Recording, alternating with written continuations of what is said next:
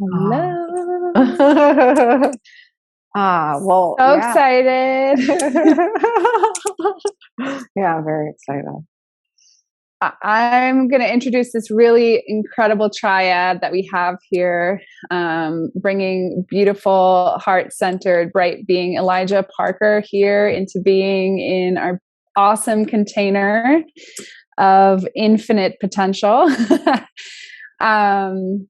I got the opportunity to work with Elijah as I was like deepening my relationship to the Gene Keys. And it was at a really powerful time where I was transitioning from not being able to relate and really like dive deeply into the emanation of the Gene Keys. And I had this really incredible session with Elijah that really just revealed, first of all, your capacity for utilizing this epic transmission to provide such juicy, delicious clarity for so many individuals. And I think that it was that softened energy that kind of allowed me to walk into that capacity. And now, you know, having worked with Solara here and we go into these places of unlimited capacity, I feel like this is such a beautiful union energy to invite everybody into, where we can have a point of entry through the magic transmission of the Gene Keys to really contemplate the capacity of emanation that we can hold in our day to day. So welcome, Elijah. Yes, welcome. Thank you so much. So it's such an honor and a delectable gift to have you here with us. I'm excited to receive your wisdom around, you know, some of the themes that we were connecting with on as a group before we began this beautiful soiree, were the themes of intuition and discerning and deciphering between that which is fear-led and that which is intuitive. And even in that, the Gene Key of, you know, the shift from discernment to empathy is arising in my awareness, even around the contemplation of intuition as it evolves into more of a super conscious perception field of the self. So that theme, and then if we have space at the end of this call, we're feeling to delve into the Pearl sequence and also the attraction sequence. I mean, really, when I attune to the essence of those sequences uniquely, I feel the indomitable soul spark of our essence, like tapping the wellspring of what that is and living in the free flow and emanation of it. So yeah, I would love to, anything that you would love to share with us, Elijah, about your odyssey and what has just born you into this most magnificent artist. So those of you who would love to explore Elijah's work more deeply, his website is fractaldoors.com. Just exquisite, amazing artistry, cymatic frequencies, fractographic emanations, just brilliant. I mean, it's a total activation of self to just attune to that total remembrance. So yeah, anything you would love to share with us, I would love to, and I know everyone here would love to learn more about your unique journey. Thank you so much. It's just like an honor and a pleasure just soaking you both in and getting invited here. And, you know, I think what a great kind of place to start is the fractal doors for me is, you know, in my life, I explored when I had some physical, like, crisis trauma that really kicked me out. You know, they said I wouldn't walk for 6 months. And it was in that time period where I started to explore intention and reality and understanding, like, the code of me is still here, and a part of me is forgetting, and a part of me is remembering, and a part of me is relearning.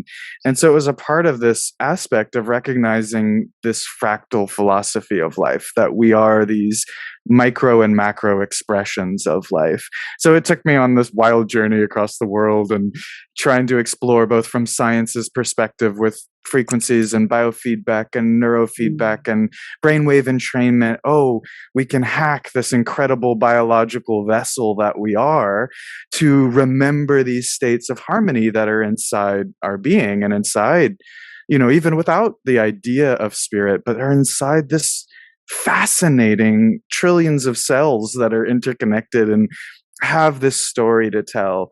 And then, of course, the shamanic journey of learning about realms far beyond this physical one, and the constant marriage of like, how do I walk in this incredible gift of this limited time frame of this body called Elijah and this reality, while also integrating this unshakable faith of love and compassion that I experience in kind of maybe at some points called an exalted realm, right? That kind of feeling of an interconnectedness. And the fractal doors kind of was my artistic expression of that, of we are these ever-changing geometries, and there is an inherent structure to life, but we are wild, free iterations of that. So I think that's what kind of brings me on my journey, is we're all individuals, and there is universal wisdom in my experience, but it can't be homogenized or put or prescribed on any single individual snowflake that we are. So it's kind of taken me on this odyssey. I love that word odyssey. Thanks for bringing this odyssey of like, what's our individual hero's journey in that becoming, and give us enough playful, adventurous, curious reminders to bridge those two places of our fear and our challenges and our real frictions, and breathe in that spaciousness that I think that unified love we can remember or catch glimpses of, and as you two are expressing, like expand our capacity to be that. So that's a little bit of my journey, and I love that you bring it into this like ever-changing essence, because that is the most disarming reality about fear to me. In this differentiation between fear and intuition, what I love about disarming fear is any ideas or thoughts that the mind is creating to direct us into our fear is founded on moments that we can only capture just a mere fragment of, and yet we build these presumptions about reality on a fragment of reality. So I love that you spoke about how us as individuals are ever changing. Who we are, how we're presenting today is that fractal emanation with geometry, but also imbibed in this chaos. And I think that that's definitely what guides intuition to being such an authentic orientation to that. Is it's organic, it's energetic, and it's not based on some assumption that reality can happen twice. Wow. Beautifully said. Yeah, absolutely. I'm just in the flow of being somatically synchronized to the grand ocean of consciousness itself, and coming into that coherency. And as we imbibe that space, really moving with the organic rhythms of our own genius and allowing it to bloom and unfurl and emerge, and we stay connected to that thread of our own, just our own pulse, and gliding ever so graciously with it, and allowing the symphony of synchronicity that we are inherently in that space to be the magic, to allow ourselves to be the magic, and to live in that liquid stream of what we might call miracles or miraculous living, but really it's just ultimately our natural organic way of living, being, and experiencing self. There's something so natural. So like as you're swimming through that field, it's all information, right? Like all of this exquisite field of information, and our perspective can have, like what you were saying so beautifully about fear of, oh, I'm building my reality on one particular framework that might be disassociated or distanced from that feeling of this is all information. And in the Gene Keys approach, one of the Gene Keys is actually the Gene Key of intuition. It's called the gentle wind, number 57. And it moves from the shadow of unease to the gift of intuition, to that citic state, that understanding, that higher essence of clarity. And it's called the gentle wind because it's invisible, it's subtle, it yet penetrating, always infinitely in everything. So when I love the story of, as a younger species, we would smell the storm coming on the wind, and the body goes, quick, get under cover, build a fire, there's danger coming, and I need to respond to this reality. And it's not actually the same kind of fear I think that we think of. It's just information like stimulating this incredible body to survive.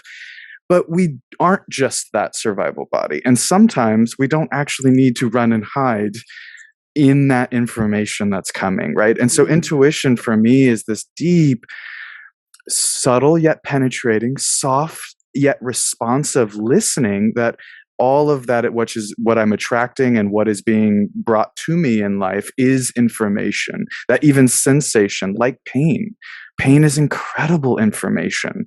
And my capacity to be with that which is uncomfortable allows me to maybe choose not to source from fear, body, quick run or quick fight, but actually, how is the wind adjusting my sails a little bit?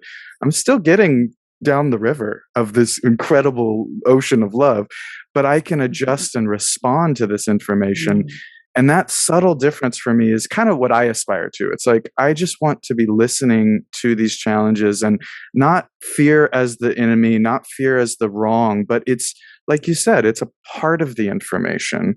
And I'm wanting to give a little more space, so I'm listening to all the information that's coming inside that fear or that anxiety, instead of only responding to its very palpable feeling sometimes, very can hijack you. Totally. Fear has taken over the vessel. I love how you talked about, oh, sorry, go ahead. No, please go ahead. I'll weave into here. Well, I was just going to say, you talk about the pressure and the pain, and it reminds me of how there's a lot of Gene Keys that inherently transition from shadow into gift through that pressure, through that epiphany, through that, diamond birthing, in a sense. I can think of several that really do take that force of energy. So it's beautifully articulated that you brought in like the beauty of pain. I don't think we talk about that enough. Yeah, it's that ultimate pressure that leads to the ultimate release of nitric oxide when we surrender into it fully. But it's the clarification and the mining of the actual diamond of the self. And when we be fully at one with, in atonement with our own fear, it births just extraordinary storehouses of wisdom and revelation and epiphany into the nature of self and being and reality that sometimes we may not discover without that acute catalyst, or I would say choose to open into, because as the awareness is evolving, we might not even know that we require that expansion in order to receive and perceive more of the actuality of who and what we are. And one of the realms I would love to play and dance in for just a moment, because you're tapping on it, is when the storm is coming and there can be these natural inclinations based on those fear fractals of perception that we have established within our being for myriad of different reasons throughout the duration of our lifetime, or many experiences that we've had, is how do we be with the information that is presenting itself to us and access our capacity to actually transmorph and change the information, the reality, from a deeper, this is what you're getting into, is the deep core quintessence of what that intuition is, to open and expand into a perceptual realm that allows for the actual shift of the reality that we perceive to be coming at us, but really opening into a space where we actually begin to engage with it and adapt with it to create and even formate something entirely new, where that thing that we perceived as scary could actually become our greatest ally and source of refreshment and beauty. And yeah.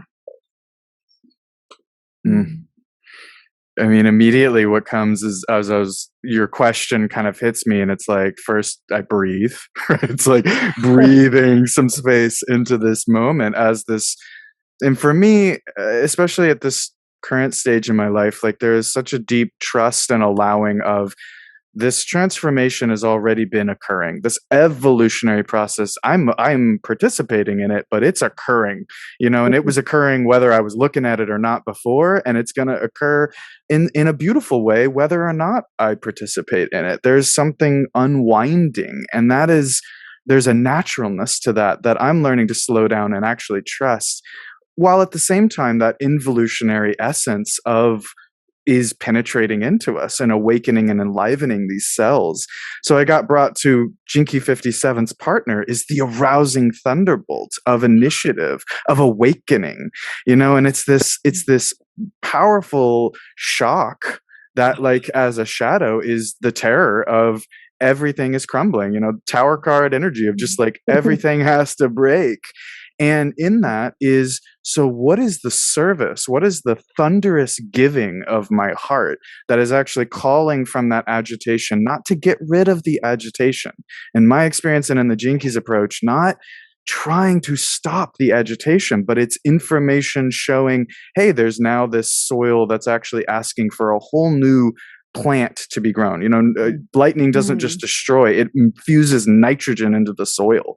It is wood element, like saying, no, we're bringing heaven's light right here, and that's absolutely going to blow some light bulbs. But if we engage with that generosity of spirit inside that moment of crisis, and that doesn't mean attacking the lightning bolts, doesn't mean attacking the storm, it means generating from the love and charity of my heart that actually is here to give creatively into this moment. That's where I think the awakening actually happens, is I'm choosing life even inside this change. I'm choosing life even as these cells are changing and growing and dissolving and becoming again. There's something in that choice to me that the lightning kind of inspired. Yeah, I love the juiciness of just like you're coaxing people to recognize that even in agitation is still a potential to embody as love.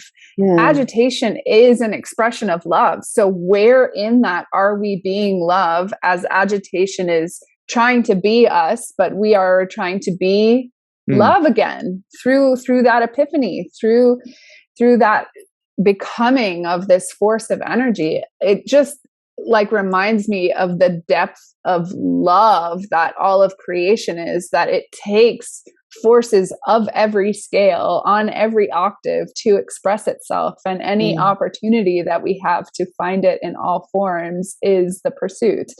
And I love that about the Gene Keys, because it's essentially showing you those three stages and how it's existing as a vibration in all three of those states. And there is nothing wrong with any of those states. They are just three states of the same thing. And I love how distilled and direct that is, because it gives everybody that point of entry into contemplating the opportunity to embody at any scale, at any octave.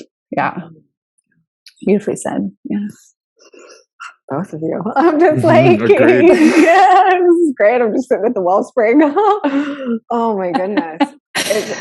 That's actually, as you're sharing, as both of you were sharing, I'm seeing that the lightning bolt almost,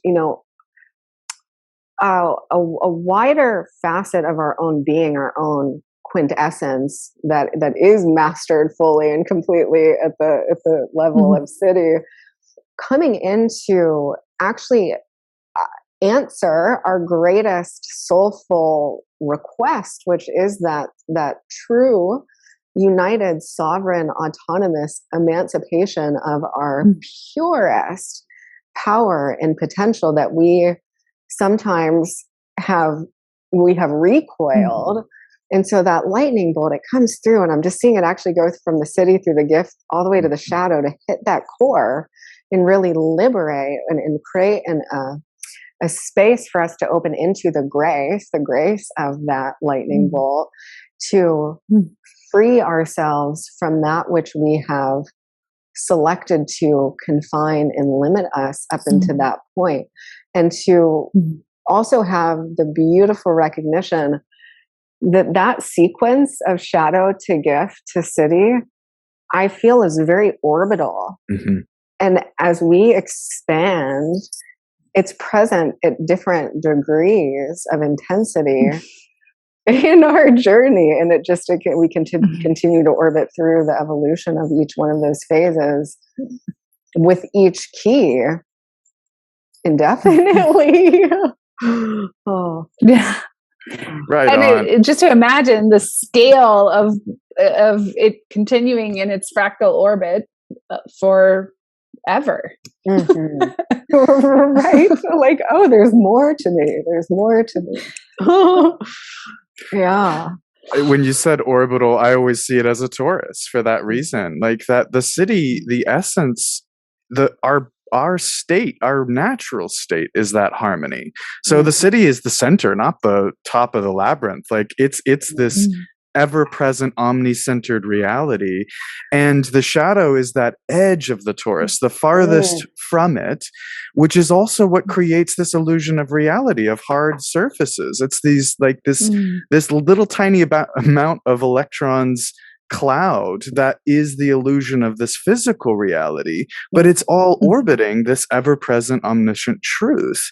And the gift is the ecstasy of the Taurus as it like rides back into the center and then back out again to be the shadow a bit more. And like, let's be these gross physical beings knowing it's sourced from that ever-present truth. Like, it doesn't have to be an end, right? It is interconnected. Oh, glory. Yes. That's actually one of my favorite, like a holotropic somatic exercises, to actually just breathe myself as the Taurus. And it is ecstasy circulating through the system, through the cells. And, one of my own inquiries has always been, everything is possible. So I'm just going to go for the answer of this to this inquiry being yes immediately. But can I sustain that indomitable spark throughout the total toroidal fractographic field of that which I am in all moments, without there being a need to return to those? Can I become so precisely, pristinely aware of my own rhythm that I can actually move in liquid motion with that expansionary breath versus constricting myself or contracting myself? And part of me feels like that may come with the simple evolution of the human brainstem into an omni intelligence, where we no longer have these left and right spheres, but there is an omnisphere of intelligence operating. But that's, an evolution.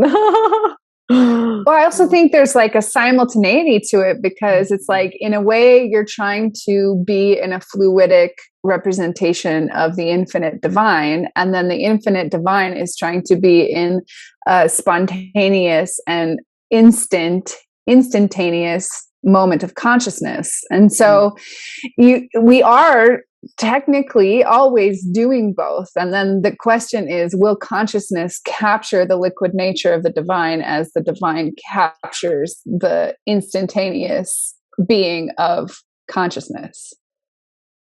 You are just brilliant.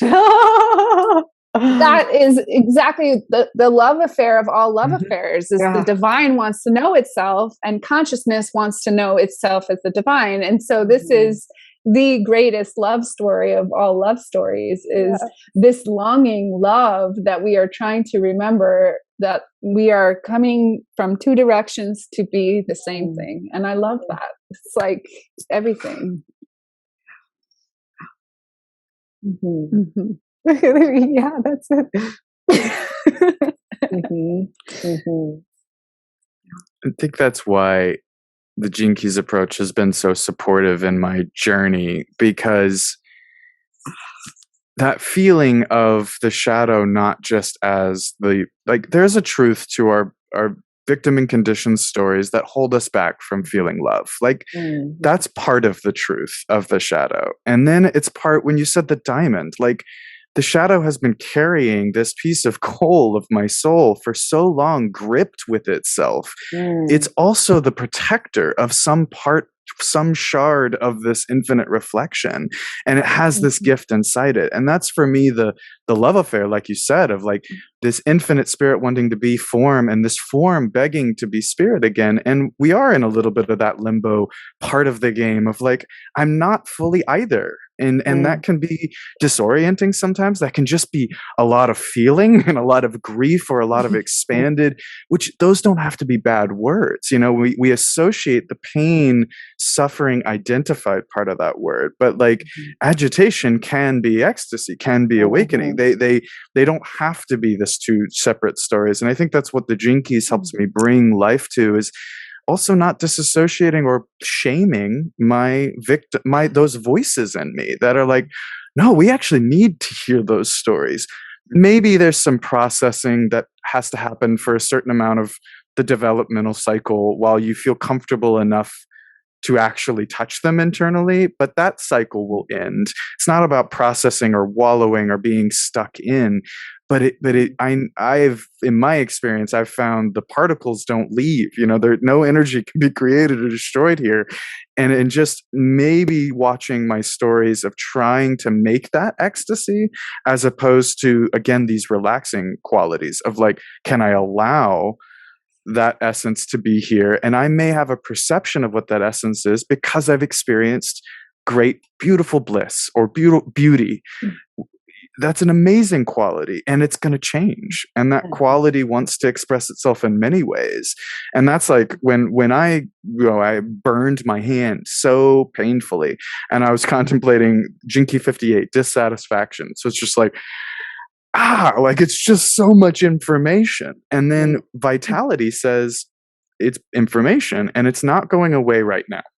It's going to go away eventually, but it's here right now. Suddenly my mind is on a roller coaster ride of my life, of bliss, of this is the most amazing.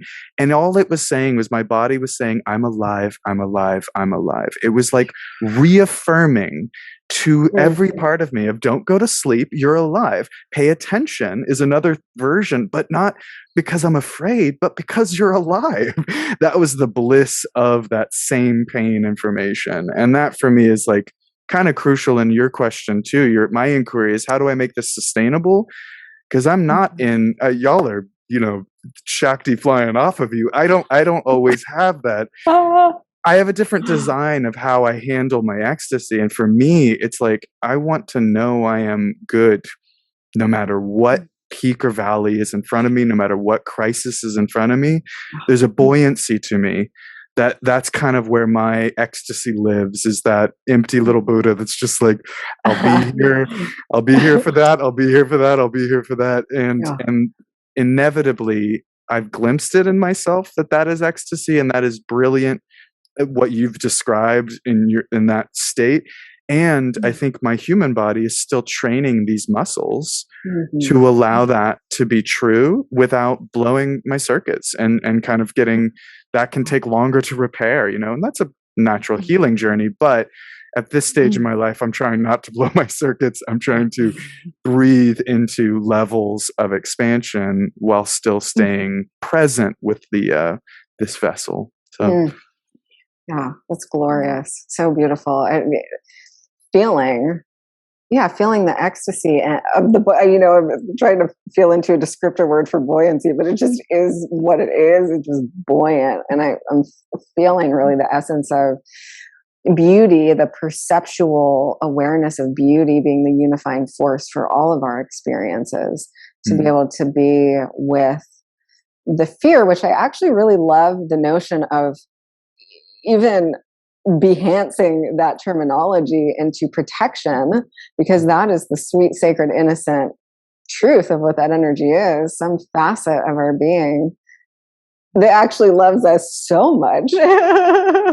Its attempt is to protect us from something, some perceptual frame that we have constructed.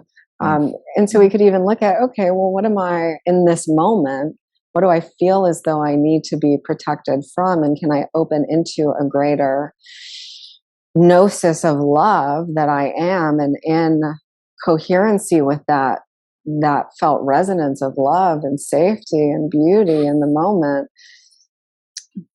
I automatically harmonize my entire landscape. And the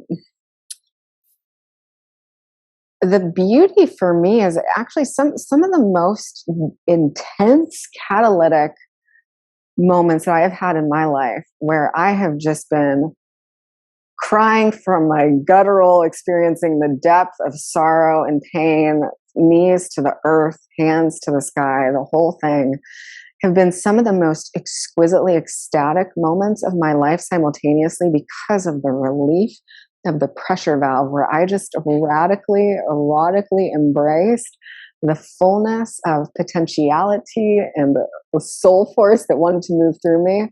And I let it breathe, I let it move, I let it flow. And it just became the most exquisite, breathtaking moment of my journey. You know, I feel like that can be accessible to us, as you were saying, and you know, conveying in any of our experiences, contingent upon our relationship to our own being and that which is unfolding. Beautiful. You gave me a glimpse back to in my motorcycle accident. People described to me what it was that they were witnessing me doing, but my soul self was somewhere in the universe, not present in that physical body. So it's so interesting to hear the degrees of where and what we are embodying. In the moment that you were experiencing that pain, you had the capacity to receive a gift from it. You were able to witness it. You were able to,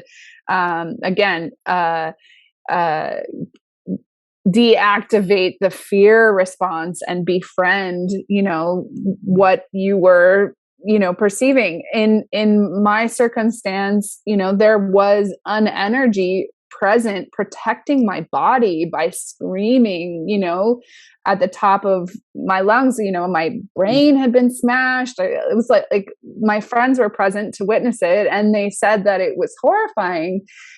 And yet, in some beautiful divine dimension, this being, could not be inside the capacity of energy that was there. It was just not physically possible to be inside of that vessel at that time. And I think that just the you know, drasticness of that quality just shows the divine love that is still here in this experience. People really do have traumatic experiences where pain is present in them, and yet later in life, I can think of many people's stories where that trauma allowed them to witness something about themselves, and they were able to learn the depth of something that their soul needed to understand. And so just to think of the spectrum of even the most terrifying experiences that one can conceive, there's so much beauty within that. And I love that we're going here with this, because we're talking about the physical dimensions, divinity in pain, which is one thing that people fear the most. And yet our infinite godlike nature is so perfectly attuned to how its information for the soul journey inside of there. Thank you for that. I think that's a huge gift to share. It absolutely is huge. It's the being able to access different perceptual fields for how we can relate to and really make love to ultimately our journey, no matter where we are and what's going on, and liberating into that grander octave of love that's accessible and when we're in any phase of, or at any point in the spectrum of experience, that almighty united love intelligence is always there, and we're not required to, quote, be in a specific way to access that field. What a relief. Oh.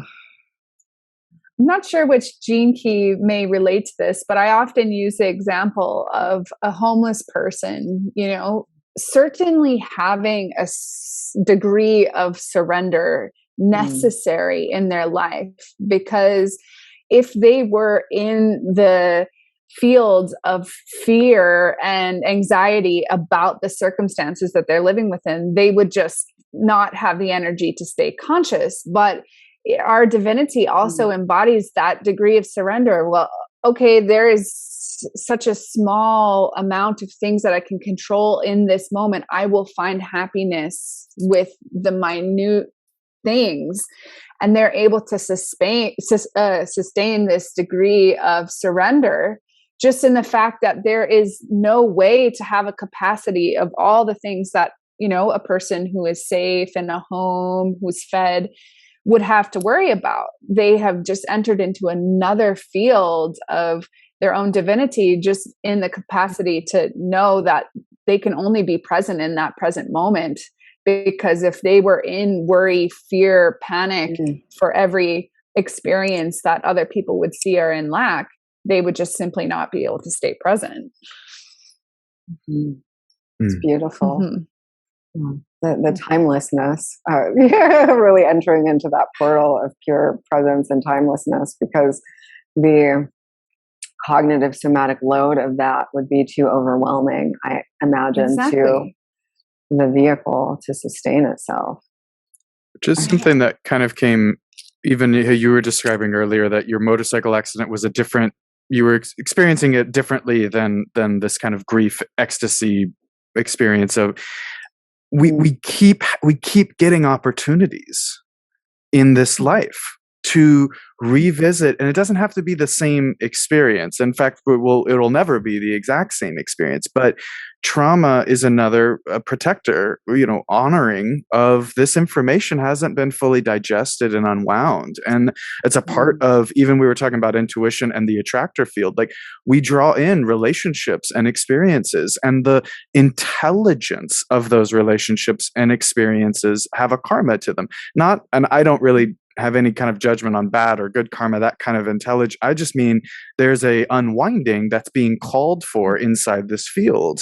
And so my traumas and my challenges have been different than someone else's. Again, not trying to get into this comparative field at all, because I am infinitely grateful that there is suffering in this world that I have not experienced. And I pray, can I give love and compassion to the places and depths of the world that the human spirit has to go through, and honor each individual for taking on a part of this collective unwinding. And I can't take that on. I can't take that on in a woman's body this lifetime. That's not my karma. But like, I can respect and honor, you're unwinding that part of this field.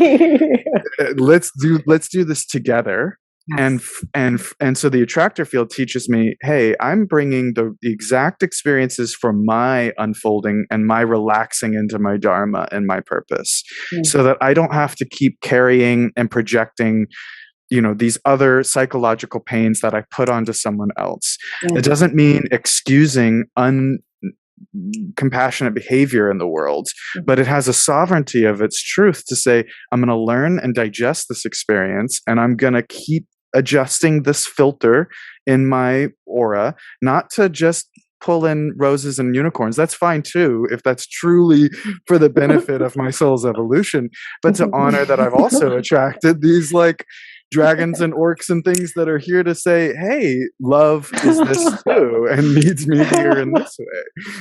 So it reminds me of the humility pinky, because it's not anywhere like how people understand it. Humility, you know, you were talking about that in a way, this compassion towards everybody who's doing their separate piece. Is we are all in our perfection in each way that we're expressing any experience of our life, and that's one way that I really am looking forward to humanity recognizing that in the Siddhic state of humility, there is no being there to apologize or worry about any other being's perception of them, because they are simply being. And I think that that is a recognition. Even people at their worst are simply being. And it's not about forgiving, but just simply about knowing and remembering, like you said. Beautiful. Yeah. It's like the opening, you know, if forgiveness is harmony, is love, is union,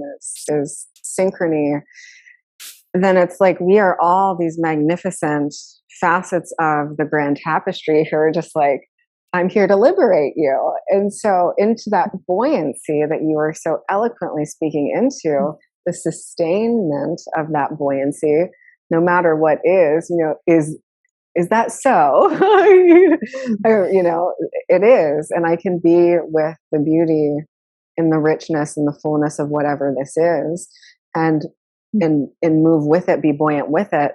And I have learned to say just thank you to my own neural feedback, because that's really what all of the beautiful beings and experiences that present to us in our life are. They're just the revelation of our own deep subconscious. And so without these sacred catalysts, I would not even be aware of some of these micro facets that I have buried deep within my being. And there is the sacred unwind. Oh, wow, this is a facet that we get to infuse with the resonance of love and fluorescence, so that you may be deeply integrated in your wholeness and be free. So to, you know, I laugh at my own self when I get into, like, why would I, you know, attempt to fragment myself off from the mirror of my own self that is here is the most tremendous gift, because some deeper part of me is asking for sovereignty, sovereign synarchy, really, ultimately sovereignty in the united field of oneness, where I can, you know, be in cynical accord with my entire being. And so and there's always new levels of that. Oh, yeah. I love thinking about where the gene keys are in this particular moment, and how to some people are really achieving the Siddhic state of them and really knowing and feeling it in their experience in their life and seeing it in themselves and others. And also they are on track to obsolete themselves and go into another octave of another degree of amazing awe that we cannot even comprehend in this moment. And so the precision of the Siddhic representation being in a place that we can touch and we can contemplate ourselves into being is so beautiful, because there's going to be iteration and iteration and iteration until we are reunited in this ultimate divine field of being.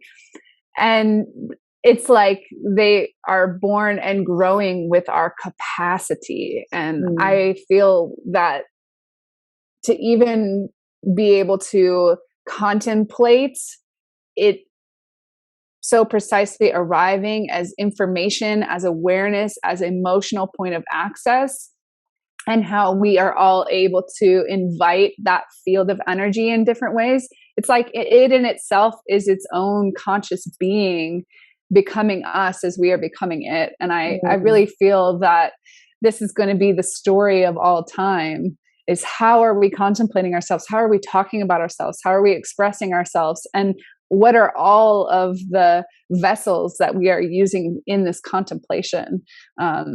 It's the most beautiful love story.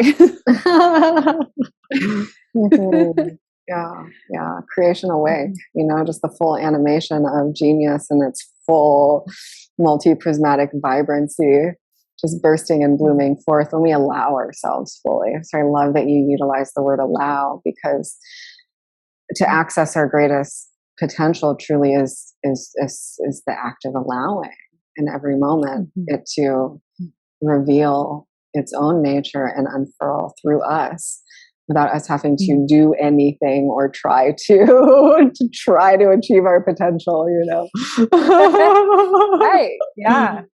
That's a good balance. Isn't allowing a gene key? Go for it. Allowing is that kind of core allow, accept, embrace is kind of for all of them, of like, we let this shadow, we allow it to be here. We don't call the cops on the shadow because it's here. and accepting is like an emotional level of like, you know what, I actually, not only am I just not ignoring you, but I'm actually acknowledging that you've come to my doorstep, and I'm slowly emotionally actually letting this shadow be heard, to all the way to embrace. We're having tea and I'm hearing your story and I'm having these insights of all these gifts that you've brought to me that I would have normally just thrown away. And that's why it's like the greatest game we got going right now is, I'm not here to jump to the end. We have these free energy devices called our frustrations. That doesn't mean we have to live in suffering forever, but it does mean there is a lot of ecstasy to mine from these like places inside our collapse system. And it's going to bring these inventions of how we live together as a consciousness, how we can activate the things that we know inside. But it takes us making these decisions in micro ways, because of course that's instantly reflected, may not be physically reflected yet. And that's where, fear of these changes that are happening, right? It's like, yeah, but if ABC don't happen, and that's for me, there are some physical realities to that. There are physics to this game called being in a human body. And the infinite love that is doesn't exactly care if Elijah, this physical body, lives through this process. Like, I take solace in death. I take a level of like respect that I'm not needed, yet I'm infinitely invited in this precious game called my life. And so I want to utilize this time to not escape some of these spaces, even though the pressure is real. But pressure, if I'm putting the kink in the hose, it's going to build up and it's going to cause this like intensity. And I'm trying to find in my life more and more natural, kind, in integrity and in bounteousness ways to allow that pressure to flow more effortlessly and irrigate some beautiful gardens in the world. We don't have to just get stuck with it. So, I don't know where this fits into the glorious weave that you just braided for us, but I'm feeling like the love knot, the merging with the moment that allows for the exactitude of all that you just transmitted to unfurl and its exquisite beauty and perfection in this moment without having to jump anywhere, but to really make love to this moment, no matter what it is, and to lean in and to merge with. And the more that we do that, I feel like that's actually what releases the pressure valve because we're allowing the deeper flow of energy to move through our system. And so there's an organic relief in that because it's not congested any longer. Yeah, I think nature does it really perfectly. Like what you're describing is all of the natural forces. Even, a panther in pursuit of its prey is an expression of energy when the prey dies. I mean, there is just like such an absolute balance of beauty that's being born at every moment in nature. And it has no contemplation of right or wrong in that expression. It's just being an expression of energy. And I think that you're inviting us to go into that moment of just being the expression of the energy and returning to the place that is outside of hierarchy, right or wrong, duality, and all those other curious mind ideas that we know and learn about every day. Thank you so much for that.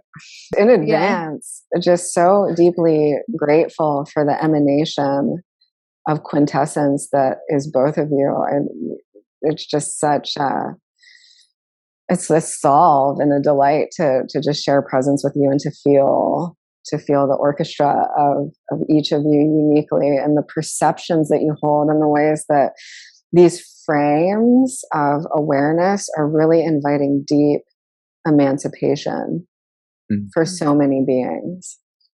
Oh. Yeah, I think we've like hit. Oh, go ahead.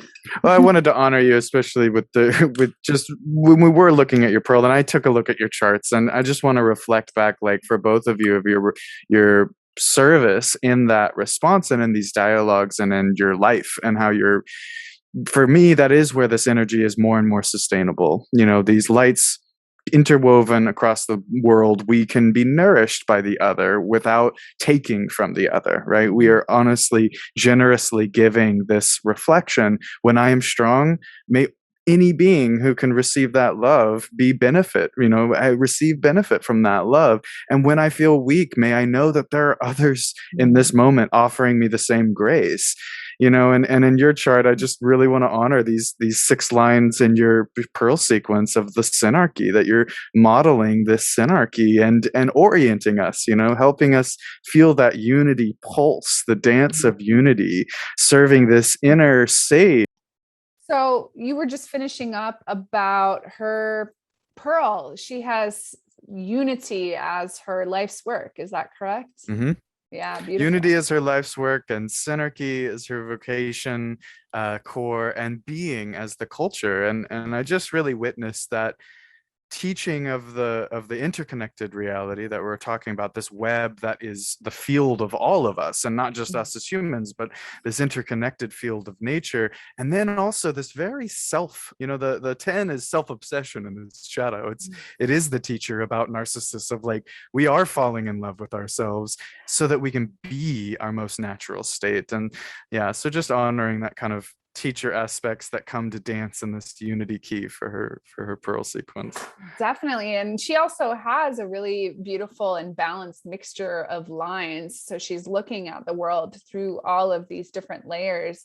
I noticed that she has a myriad of different lines kind of woven in there as well, which is really unique. Yeah, beautiful. And for years, I just want to honor this like incredible service, devoted energy that you like immediately upon seeing you again. It's just this like grail energy of just like, here is the vessel of committed universal love, and your vocation is calling you into this voice, like you were saying so beautifully about the 31. Like, humility is a powerful journey, and this voice on whatever matrix you're a part of, there's a big healing of ancestral, that line 5 is healing some deep ancestral wound up energy of like, what is right use of power? What is right use of voice? What is right use of our engagement? And that being balanced with your majesty and with your trust in that 34 is here to just remind you to trust your body, to trust that natural intelligence, so that you can move through the world like that panther you're describing, very in this world, in these muscles, and trusting that majesty. I love that you're talking about that, because that theme has come up for a lot of my clients, the duality between being an infinitely connected light being awareness in the physical dimension. So you definitely struck a chord there. I think that that's a lot of work that people who are working for the light are experiencing, just that, do I exist in a physical dimension when I have this deeper knowing? And it's a really unique and powerful way of being an embodiment of the divine. So yeah, absolutely. Amazing. Beautiful. So can you share a little snippet for our beautiful community about your pearl? About my pearl? Yeah. I am a greedy dragon. My life's work is the greed, aspiration, ascension key, and it has taught me about just honoring that there is a hungry dragon in me that has wanted to rise up, that has wanted to, like, my dark magician self, that's like, can't I know what's better for the world? Let me have the tools, the resources, the platform. And instead, it's I want us to rise. Aspiration is I will be willing to rise, but I really want us to rise. I want to be greedy for us to rise into that magic. And I'm being taught by my vocation key of integrity, and very line one of I spend a lot of time in my cave really just cleaning, working on what has been spoiled so that I can do the very best I can to walk in this world with integrity. And finally, to understand the teacher of detachment and celebration of, in the end, I have very little control over this reality, but I do get to be a part of this celebration of what is unfolding. So I create with as much as I can in integrity, and then I let it go. And that's kind of my practice and my pro right now. I love that. I think that that's a relatable point for many teachers. Is I know for myself, for many years, I wasn't stepping forward because of this crippling taste of integrity. Perfection is another way that people understand it. Yep.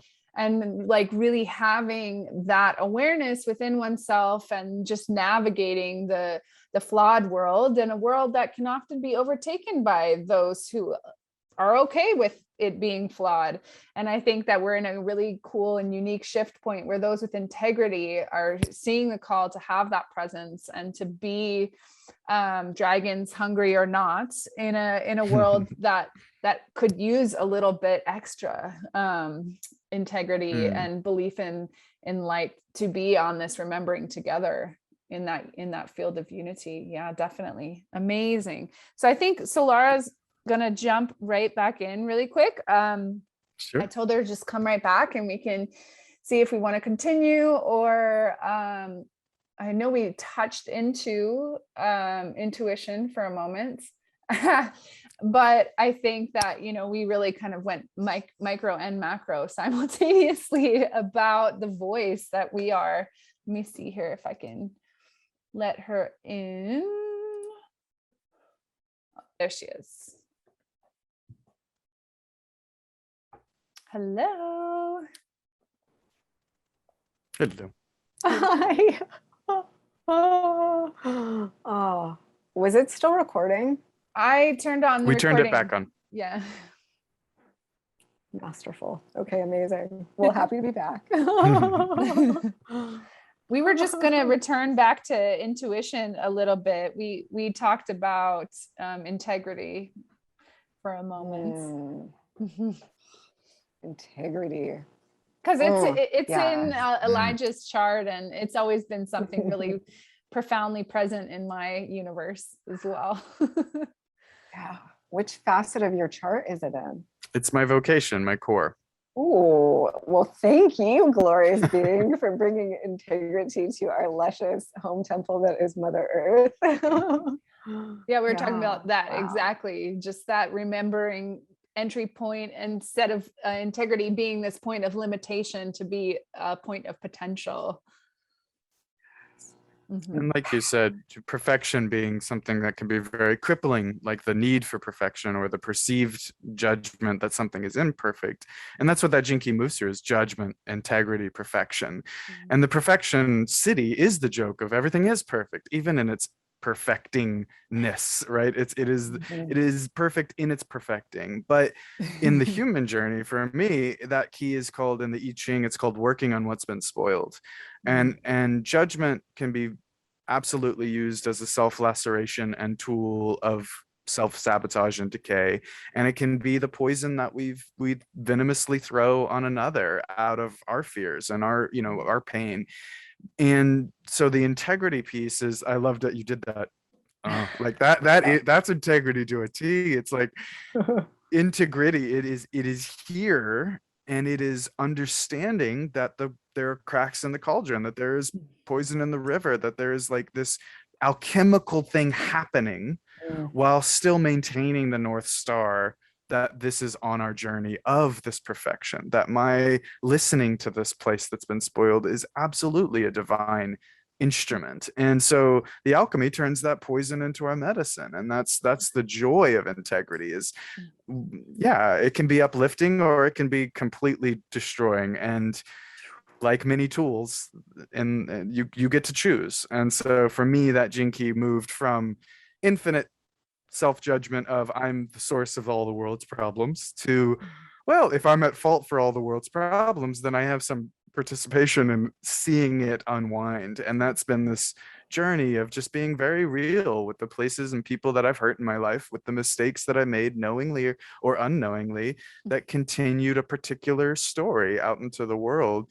And a lot of it comes deeply into the cauldron, not with shame. And that's that special moment. If you're a creator, not able to put your work out there because of perfection, it's like, oh, it's your whetstone. Like that's just sharpening this brilliant tool of your sacred word, not there to keep you trapped, you know? And so for me, it's like I take refuge in knowing I am an infinite source of untouchable, unbreakable, unknowable truth. And I am a dirty, disgusting human making mistakes along the way. And if I can be both those things, I feel more in integrity with my decisions. And that's for me the journey of integrity right now, is merging those two places in the little tiny ways.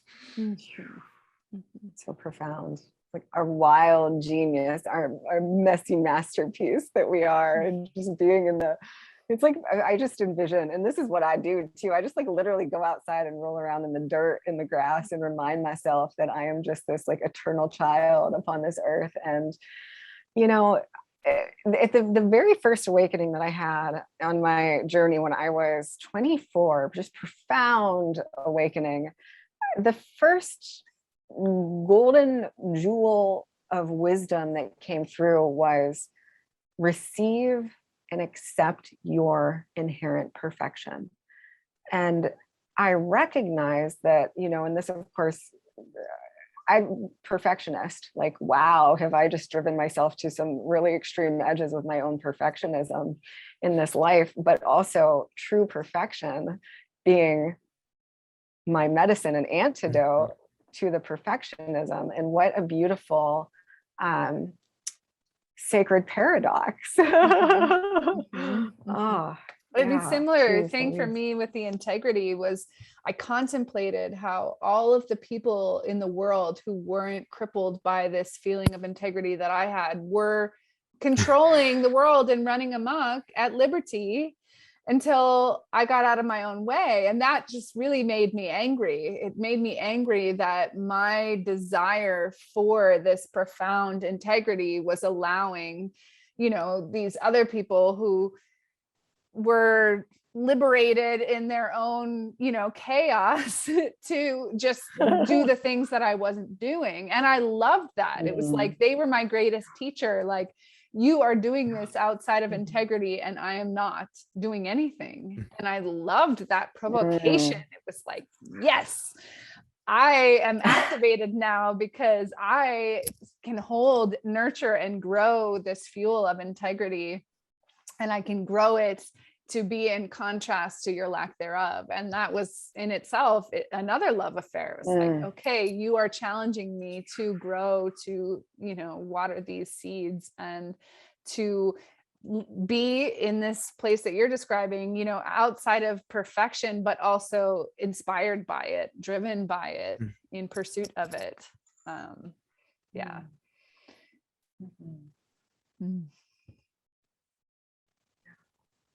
What a stunning reflection. I have some beautiful, treasuresome experiences with that exact notion of witnessing the disintegrity of the world, but realizing that I have been frozen in my own desire for perfection, that it actually liberated me to an even greater expanse of my own allowance of self, or just pure emanation in the world without needing it to be, you know, so precising.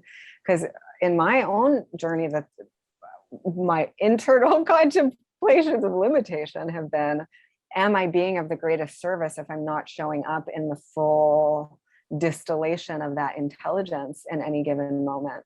And so to even witness another being so radically self-accepting in their absolute disintegrous behavior was like actually like a breath of fresh air to me, because I'm like, wow, like they're so free.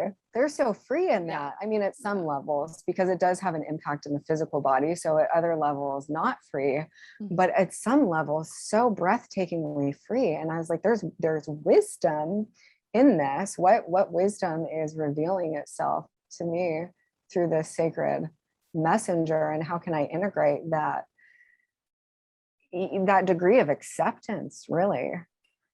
In a way, you're speaking of the no victimhood. We're all in the mirrors. There is no victims. Yeah. Mm-hmm. Which is powerfully liberating internally and extremely difficult to navigate externally. And that's just where I want to like give a lot of grace and prayers of, it is a challenge for me every day to maintain a principle that I do genuinely feel has a yin-ness to it, right? Like I genuinely want to accept and see the beauty in every single person, while also witnessing this disintegrity that is palpable in our field.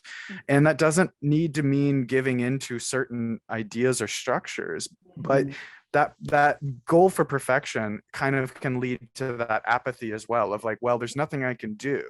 And I'm, and that's the subtle place of like, where can that incredibly yin accepting source from right here, exactly of the reflections of what is, allow a blossoming that also includes actions that demonstrate that love in the everyday reality. And that's the closest thing I've got to hope, is doing the best we can in our communities, in our families, in our immediate social structures, and anything that our platforms can reach to, so that we're not feeding more disassociation to what is being asked of us as an organism. The cells of our liver are screaming at us as the cells of the heart or whatever we are, saying we need help. And that is no different than knowing I am source consciousness of all that is and all that will ever be. That is absolutely the marriage that I think we're going through as a evolution on this planet. And I definitely don't have answers, but I have, again, that's what integrity means to me, is, but I'm going to try my next step to make sure I'm not harming as best I can, and in fact am infusing that loving medicine that I've discovered for myself as another opportunity for more souls, not to be fixed, not to be better, not to follow my truth, but to give them an opportunity that we can be in integrity with the whole. And that's my kind of hope and prayer that I just wanted to seed with this beautiful conversation. Yes. Thank you. Thank you. Thank you. That is the hope and prayer of infinite galactic creation for itself to, move in absolute synergy and accord with itself, because that's ultimate. I mean, that's ultimate health, freedom, true prosperity, life force, soul force, thrival, expansion, all of it. And so, and I'm even hearing in what you're sharing, the deeper undercurrent of empathy, and we birth that by being empathetic with our own selves in our spaces of disintegrity, which births a deeper integrity. And then being able to have awareness of that in the world when there is harm being done, with an awareness that behavior can only arise from a core that is disconnected from its self-gnosis or its source. And even, and then just to circle back to perfection for a moment, because I feel like both of you will have profound words around this, in that coming into full creatorship and being aware of the reflective feedback mechanism that is consciousness. What I have discovered in my journey is coming to a space of confrontation with, I am this, I am that. It is all an extension of my inner world. The globe, the world is me, fractalized out and emanating and reflecting and refracting itself back. So the devotion richens to such a depth. How do I align to the perfection that is my innate coding, that I only experience that, thereby not creating any harm we can look at simply as dissonance, or love as that greater harmony, so that I stay in synchrony with that perfect harmony in all moments, that I'm not creating that anywhere, whether it's at the micro or the macro, scale. And so there's a deeper devotion, but it is a very delicate space to navigate within ourselves, to be with the confrontation and the ultimate empowerment of that space simultaneously, but to remember to continue accepting the perfection instead of perceiving an imperfection that needs to be perfected. Very nuanced spaces of self-awareness, I feel, that we come into navigating with the true core of integrity, and where we establish it in its wholeness and our own being. I think the fault comes when people insulate themselves from things that are happening in the world that are in dissonance to something that they deeply know and have separated or created distance from in their own experience. And I believe that presence and deep embodied presence of these things that you're talking about, Solara, just holding that ownership of the creatordom that we kind of live within, and bringing the emanation of that into opportunities that are aligned, as opposed to creating an insulation in our world from, okay, I can be in my bliss, I can be in my absolute rapture in the safety of my home, or am I going to embody that, carry it with me as my cloak, as my emanation in the world, in all circumstances? Am I going to have absolute expectation of myself that I will be able to present that in any circumstances where the opportunity arises to carry that piercing truth that I have touched, tasted, and pushed through my system? How can I it's like a viral nature to the energy that we have witnessed and realized within ourselves. This is where I feel we are going as a tribe of light beings, is okay, we have been here imbibing our own beings with these forces to capture an infinite amount of rapture. Okay, instead of using it for me to have a bliss life, how can I bring my bliss life into the world so that it can realize itself through what I'm emanating? And this is what I believe one of my core missions, to expand the dreamscape of those on the spiritual pursuit, is, okay, let's bring this consciousness that we've realized into our societies, into our governments, into our systems. How do we realize these things that we are in every scale? And that is what's really exhilarating to me, is we have the bliss realization in so many individual lives. And now that we have this unifying energy to start realizing and creating that consciousness on a global scale, I believe we're going to really start to recognize and realize a landscape of it bigger than our micro universe, but still hold that same beauty and directorship of the field of energy that we can experience in other examples. Yeah. These are just exquisitely profound what you're tapping into here, because what you're speaking into is how we actually liberate the prolific fountain of eternal, limitless energy and momentum that we are, by embodying the true nature of love and living in the fulfillment of desire and purpose simultaneously, which is the greatest fulfillment. I really don't feel like we can actually have that. We can experience an extent of that blissfulness in our own safe haven, but to access the truest, most rich personification of that energy, we must be in absolute unconditional rapturous service of the whole. I feel like it is the only way to really access that true sense of fulfillment, reward, meaning that all of us are designed. It's being the encompassing force. And that's the true nature and action of love, is to just proliferate itself through itself, as itself. Yes. Yes. Oh, yes. So good.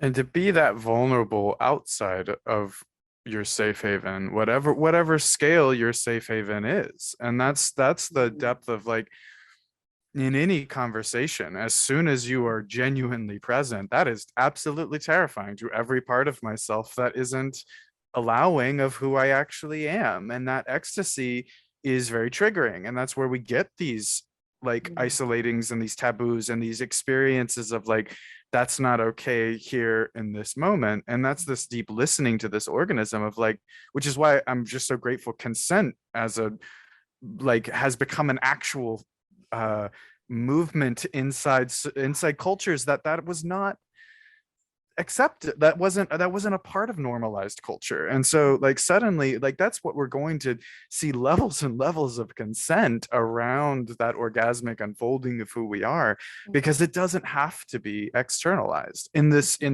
the immediate sense. It doesn't have to be gratified by the instant externalization. That's not where that bliss comes from. Now, it may be a natural state and that will unfold, and there's no controlling that anyway. So but there is a reflection of like, yeah, where are we at this state right now? Can I actually listen to this organism and not dilute any of my ecstatic state? My sovereign ecstasy is untouched by someone's revulsion or obsession or love or despise. Like, it is not actually taken away. This candle doesn't go out when I light someone else's fire, and it's not victimized by anyone else's experience.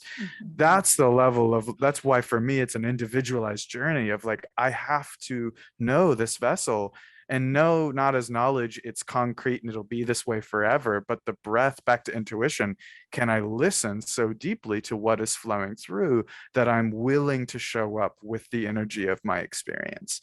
And that willingness then gets to, of course it's going to inspire other people to join in on the bonfire of love that is like, it's the best party you can go to. But I think I just wanted to honor especially anyone who might be listening and feel at times that they're not accessing that bliss in an externalized environment. Like, that's a very real, that is a lot of not just conditioning as if something bad, but that's just some muscles to like, we have to practice that collectively. Yes. Of it's okay to be. And that's and some people are going to take longer to experience that than others, and that shouldn't be a judgment either. That should be our organ. Not every flower blossoms in the same moment, same season. That's how we actually can learn together from that space. So I just felt that pang of like, Totally. anyone that might not feel that right now, that's okay. That's a part of the becoming.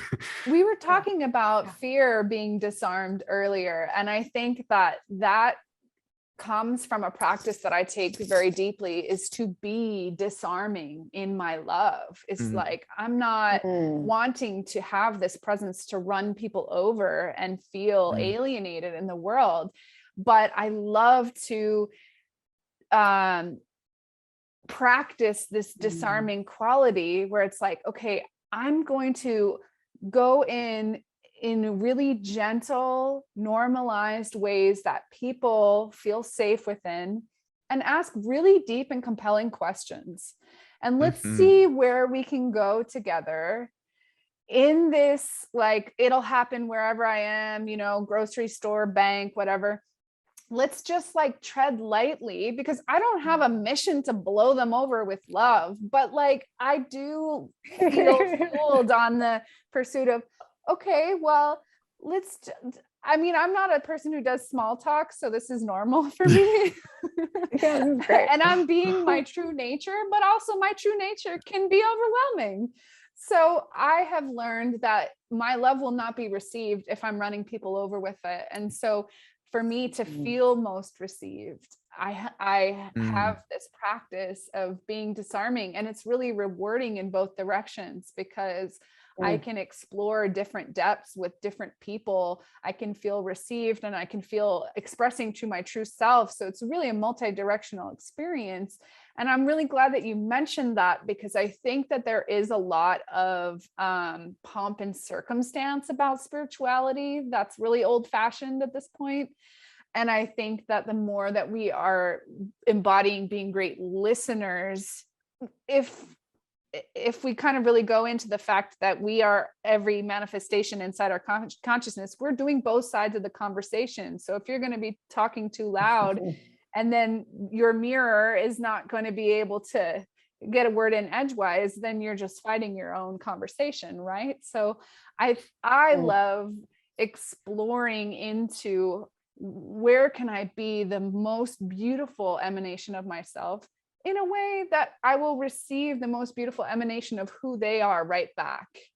And it's like playing catch. And I really believe that we're all capable of being at the full capacity of our exalted nature in a way that everybody can feel within, truly. And to even just be present to the immense gift and treasure it is on both sides of, it's the reception of self from all angles. So it's just like in any point of observation or experience, we're always just receiving more of our own being and our own essence. So when there's the recognition of the wider self, we get to experience that in its full brilliancy, versus when we're in these fragmented perceptions of a me and a you. And the ego is essential for us to be incarnate in these beautiful bodies, but I would say the more limited self versus the expansionary self, and just being with, like Yeshua said, treat others as you would like to be treated, because they actually literally are you. Exactly. So it's like, yes, my love, like what do you have to share now? Like, I want to receive. And there's a fun, there's kind of a game to this too, where we start to receive the mystical encodements of our own expansionary intelligence in ways that we might not even be keen to access it solely within our own vessel. And so it just becomes quite fun. It's like the reprogramming of society too. Like, okay, they didn't used to feel safe talking about these kinds of things in public. Let's see if there's a potentiality for that to be reworked here. And so it's like every part of personal reprogramming that I feel like I endure, I like to explore in society, just to kind of do the gentle, beautiful, rapturous reprogramming on the sly. It's like being a secret agent. Exactly. Secret soul agent. That's amazing. We are emissaries.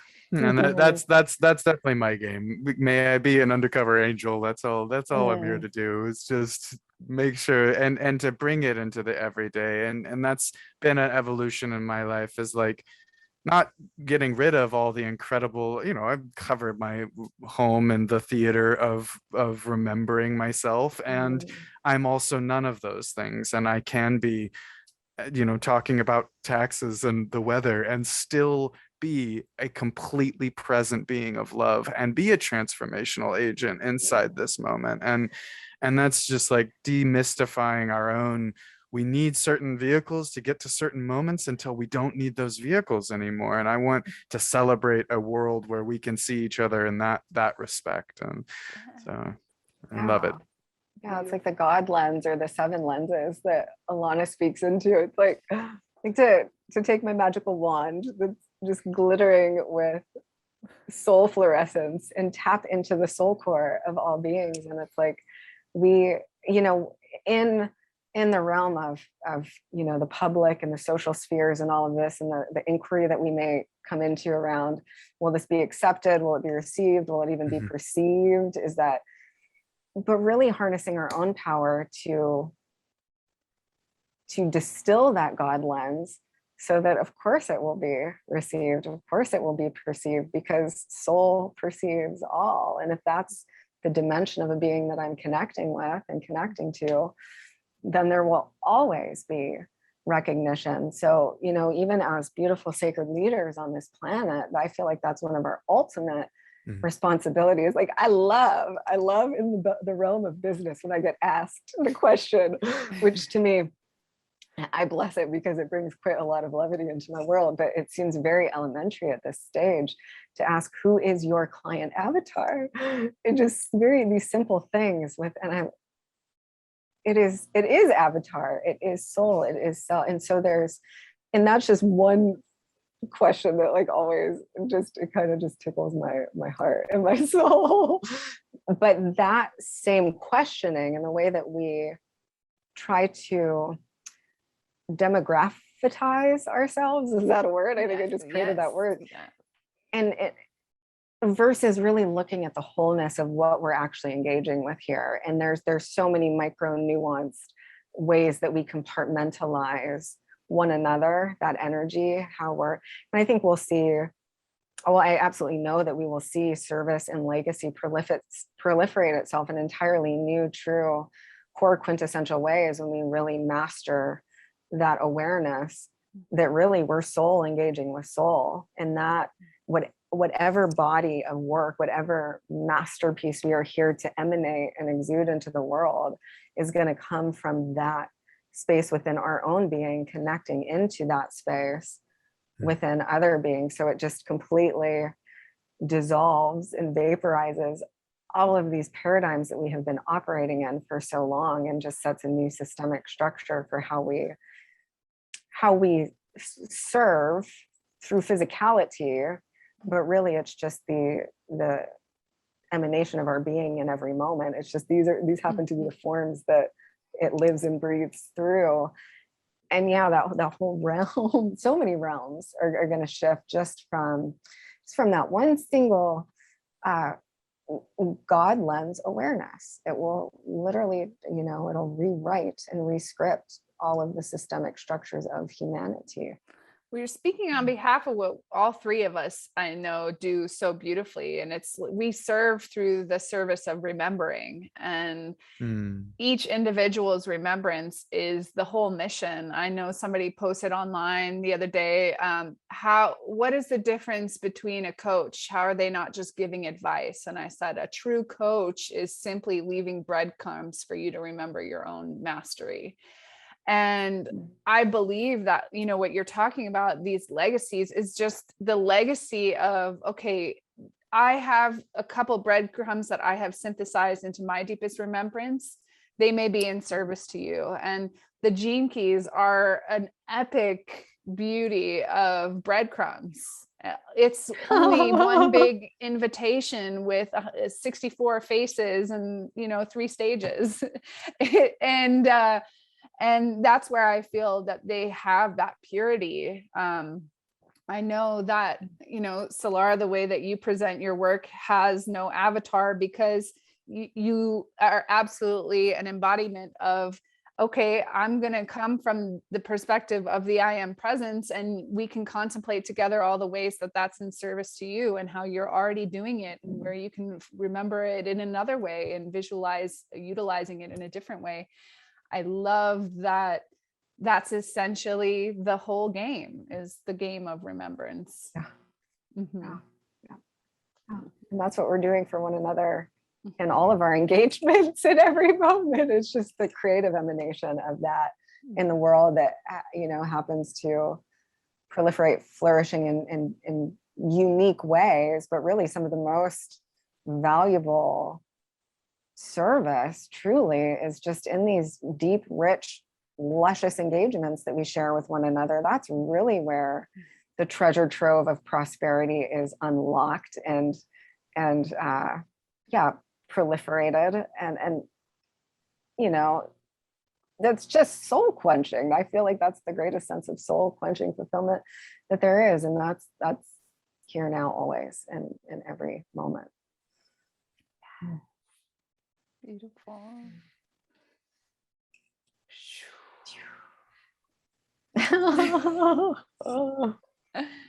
Are there any other beautiful spaces and places in the infinite Marvel verse that we feel called to?